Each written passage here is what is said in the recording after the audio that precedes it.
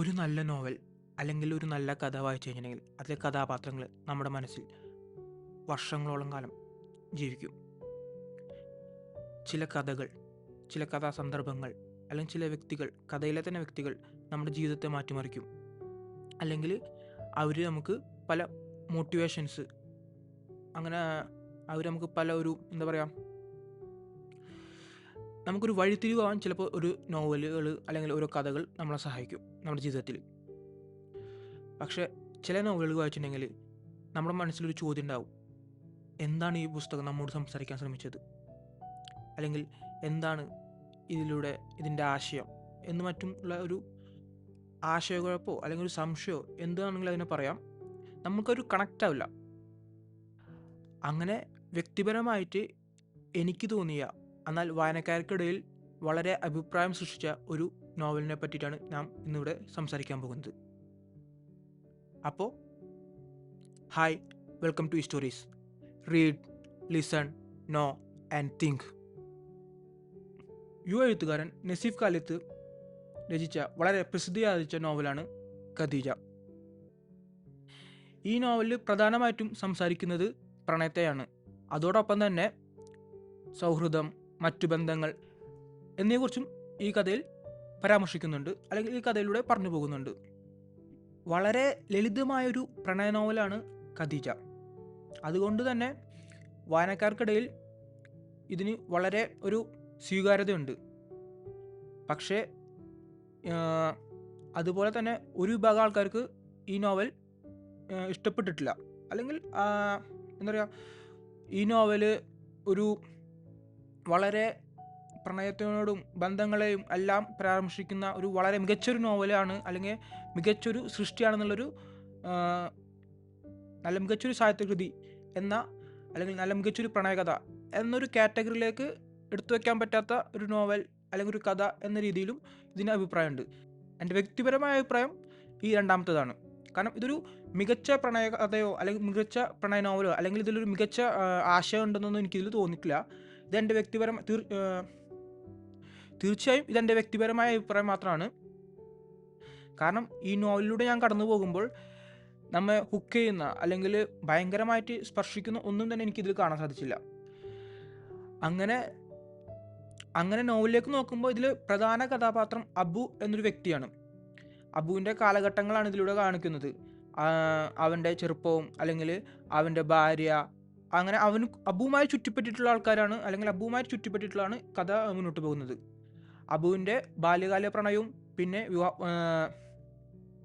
വിവാഹശേഷമുള്ള പ്രണയവും, അതായത് ഭാര്യയുമായിട്ടുള്ള പ്രണയവും അതുപോലെ തന്നെ അവൻ്റെ കളിക്കൂട്ടുകാരുമായിട്ടുള്ള പ്രണയമാണ് ഇതിലെ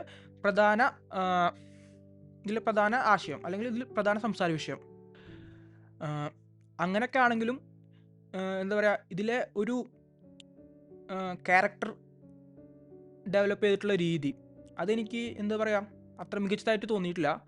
അതുപോലെ തന്നെ പല എഴുത്തുകാരെയും കോപ്പി ചെയ്യാനോ അല്ലെങ്കിൽ എന്തൊക്കെയുമായിട്ട് ഒരു പല മുൻ വായിച്ച നോവലുകളും അല്ലെങ്കിൽ മുൻ വായിച്ച കഥകളുമായിട്ട് വളരെ വളരെ സാമ്യം തോന്നി.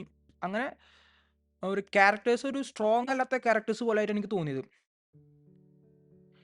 നോവലിനെ കുറിച്ച് പറയുമ്പോൾ ഇതിലെ ക്യാരക്ടേഴ്സ് ഒരു സ്ട്രോങ് ക്യാരക്ടേഴ്സായിട്ട് എനിക്ക് തോന്നിയിട്ടില്ല. അത് ആരായാലും, ഇപ്പോൾ പ്രധാന കഥാപാത്രം അബു, അല്ലെങ്കിൽ അവനോട് ഒപ്പം തന്നെ നിൽക്കുന്ന അവൻ്റെ ഭാര്യ ഖദീജ, അല്ലെങ്കിൽ അവൻ്റെ പ്രിയ കളിക്കൂട്ടുകാരി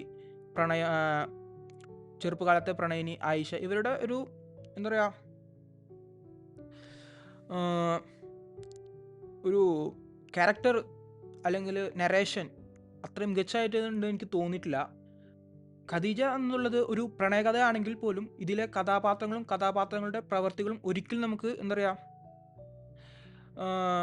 നമ്മുടെ ചുറ്റുപാടിൽ കാണാനോ അല്ലെങ്കിൽ മുൻപ് കണ്ടുപരിചയമോ അല്ലെങ്കിൽ കേട്ടുപരിചയമോ ഇല്ലാത്ത പോലെ ഉള്ള ഒരു കാര്യങ്ങളാണ് ഇതിൽ കാണുന്നത്. ഇതിലെ പല കാര്യങ്ങളും നമ്മൾ എന്താ പറയുക നമ്മുടെ ചുറ്റുപാടിലും ജീവിത സാഹചര്യങ്ങളിലും നടക്കുന്ന കാര്യങ്ങളാണ്. ഒരു പ്രണയം എങ്ങനെയാണ് ഒരു മനുഷ്യനെ മാറ്റിമറിക്കുന്നത്, അത് അവൻ്റെ ആദ്യ പ്രണയം, അതിനുവേണ്ടി അവൻ എന്തൊക്കെ ചെയ്യുന്നു, പിന്നെ ആ പ്രണയം നഷ്ടപ്പെട്ടു, അതിനുശേഷം രണ്ടാമതൊരു പ്രണയം, ആ പ്രണയം എന്നുള്ള സ്വന്തം ഭാര്യയാണ്. അപ്പോൾ പിന്നെ അവരുടെ ജീവിതം എങ്ങനെ മുന്നോട്ട് പോകുന്നു, ഇവയെല്ലാം ഇതിലൂടെ പരാമർശിക്കുന്നുണ്ടെങ്കിൽ പോലും, അല്ലെങ്കിൽ ഇവയെല്ലാം നല്ല രീതിയിൽ പറയുന്നുണ്ട്. പക്ഷേ ഒരിക്കലും ഖദീജയെ പോലൊരു ഭാര്യ ഈ ഭൂമി മലയാളത്തിൽ ഉണ്ടെന്ന് എനിക്ക് തോന്നിയിട്ടില്ല. കാരണം ഉണ്ടാവില്ല.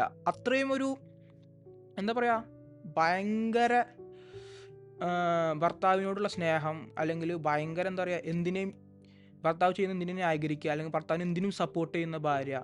ഒരിക്കലും ഒരു സ്ത്രീക്ക് അങ്ങനെ ആകാൻ പറ്റുമെന്ന് എനിക്ക് വ്യക്തിപരമായിട്ട് തോന്നുന്നില്ല.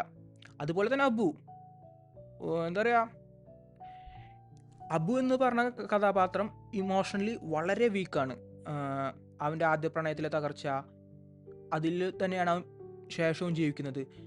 അതിനുശേഷം പുതിയൊരു പ്രണയം, അതായത് അവൻ്റെ ഭാര്യ കല്യാണം കഴിച്ചു. അവർ വളരെ സ്നേഹത്തിലും അടുപ്പത്തിലാണ് ജീവിക്കുന്നത്. എന്നിരുന്നാൽ പോലും ഐഷയുടെ മരണം, ഞാൻ കഥയിലേക്ക് അധികം പോകുന്നില്ല, എന്നിവയെല്ലാം അവനെ എങ്ങനെ വീക്കാക്കുന്നു, അതെങ്ങനെയാണ് അവൻ്റെ ഭാര്യ എടുക്കുന്നത്, ഇതൊന്നും ഒരിക്കലും ഒരു യഥാർത്ഥ ജീവിതത്തിൽ നടക്കാൻ പോകുന്നതില്ല. ഈ കഥ ഒരിക്കലും ഒരു റിയലിസ്റ്റിക് ആയിട്ടുള്ള ഒരു നോവലാണെന്ന് നമുക്ക് ഒരിക്കലും തോന്നില്ല. ഇതിൽ ഓരോ ഘട്ടങ്ങളിലൂടെയും അല്ലെങ്കിൽ ഓരോ താളുകളിൽ നമ്മൾ സഞ്ചരിക്കും തോറും ഉട്ടോപ്യൻ രീതിയിലുള്ള പ്രണയം, ഉട്ടോപ്യൻ രീതിയിലുള്ള ആൾക്കാരും അങ്ങനെയുള്ളൊരു രീതിയിലാണ് എനിക്ക് തോന്നിയത്. ഒരിക്കലും നമ്മുടെ ഈ ലോകത്ത് സംഭവിക്കാത്ത കാര്യങ്ങൾ പോലെയാണ് ഇതിലെ ഓരോ കാര്യങ്ങളും രചിച്ചിട്ടുള്ളത്. പിന്നെ നമുക്ക് എന്താ പറയുക, ഒരു ഓവർ ഡീറ്റെയിലിംഗ് ആണ്. അതായത് നമുക്ക് കാര്യങ്ങൾ കൃത്യമാക്കാൻ വേണ്ടി ഭയങ്കരമായിട്ട് ഡീറ്റെയിൽ ചെയ്ത്, അത് ആ ഡീറ്റെയിലിംഗ് എനിക്ക് വളരെ വിരസത തോന്നിച്ചു ചില കാര്യങ്ങളിൽ. ഈ നോവൽ മറ്റൊരു പോരായ്മ എനിക്ക് തോന്നിയത് നരേഷൻ്റെ രീതിയാണ്. കാരണം ഈ കഥ ഒരിക്കലും സ്റ്റേബിളായിട്ട് ഒരു വ്യക്തി പറയുന്നതോ അല്ലെങ്കിൽ ഒരു വ്യക്തിയിലൂടെ സഞ്ചരിക്കുന്നതോ ഒന്നുമല്ല. പലരും വന്ന് പലരുടെ നരേഷനാണ്. അപ്പോൾ ഈ നരേഷൻ ഒരിക്കലും മാച്ച് ആവുന്നില്ല, ഭയങ്കരമായിട്ട് ഓവർലാപ്പ് ആവുകയാണ്. അങ്ങനെ ഓവർലാപ്പ് ആവുന്ന സമയത്ത് എന്തുണ്ടാവും വെച്ചെങ്കിൽ നമുക്ക് വളരെ കൺഫ്യൂഷൻ ആവും.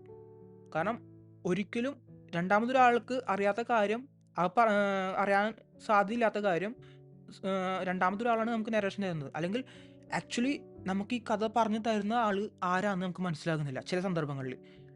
അങ്ങനെ കഥ അങ്ങനെയാണ് മുന്നോട്ട് പോകുന്നത്. ആരാണ് നരേറ്റർ എന്നുള്ളതിൽ ഒരു വ്യക്തത കുറവ് എനിക്ക് ഫീൽ ചെയ്തു. ആക്ച്വലി ഈ കഥയുടെ നരേറ്റർ ആരാന്നുള്ളതിൽ എനിക്ക് വളരെ സംശയം ഉണ്ടായി കഥ മുന്നോട്ട് പോകുമ്പോൾ. കാരണം എവിടെ നിന്നാണ് കഥ പറയുന്നത്, ആരാണ് കഥ പറയുന്നത്, ഭയങ്കര ഓവർലാപ്പാണ്. അങ്ങനെ നോക്കുമ്പോൾ വ്യക്തിപരമായിട്ട് എൻ്റെ അഭിപ്രായം എന്താണെന്ന് വെച്ചിട്ടുണ്ടെങ്കിൽ ഇത് വളരെ ഒരു ആവറേജ് ആയിട്ടുള്ളൊരു നോവലാണ്. നിങ്ങൾക്കിതിൽ നിങ്ങൾക്കിതിൽ എതിർ അഭിപ്രായം ഉണ്ടാവാം. പക്ഷേ എൻ്റെ അഭിപ്രായമാണ്, ആദ്യം തന്നെ പറഞ്ഞു, വ്യക്തിപരമായിട്ടുള്ള എൻ്റെ അഭിപ്രായമാണ്. എനിക്ക് വായിച്ചതിൽ നിന്ന് എനിക്ക് മനസ്സിലായ കാര്യങ്ങളാണ് ഞാൻ ഇവിടെ നിങ്ങളോട് പരാമർശിച്ചത്. ഓരോ നോവലും ഓരോ കഥയും ഓരോ വായനക്കാരനും അതെടുക്കുന്ന രീതി വ്യത്യസ്തമായിരിക്കും. അതുകൊണ്ട് നിങ്ങൾ സ്വയം വായിച്ചു നോക്കി ഈ നോവലിൻ്റെ അഭിപ്രായം രേഖപ്പെടുത്തുക. അതുപോലെ തന്നെ നമ്മുടെ ഈ എഴുത്തുകാരൻ നസീഫ് കാലിയത്ത്, അദ്ദേഹത്തിൻ്റെ തുടർന്നുള്ള നോവലുകളെല്ലാം നമ്മുടെ സാഹിത്യ ലോകത്തിന് വളരെ നല്ല സമ്മാനങ്ങളായി മാറട്ടെ എന്നും ഞാൻ ആശംസിക്കുന്നു. ഇതുപോലുള്ള മലയാളത്തിലും മറ്റു ഭാഷയിലും രചിച്ച നോവലുകളെ പറ്റിയും കഥകളെ പറ്റിയും അറിയാൻ please check my YouTube channel ഈ സ്റ്റോറീസ്. ഇതുവരെക്കും എൻ്റെ വീഡിയോ കണ്ടതിന് നന്ദി.